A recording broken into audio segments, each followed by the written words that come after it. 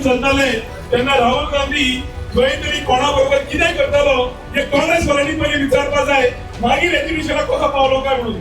Photo shoot करपाक येवप आनी हांगा आपले एक दिसाचें प्रदर्शन करप, ताका खबर आशिल्लें की हो सरकार स्ट्रॉंग आसा की करपाक आनी विशय हँडल करपाक.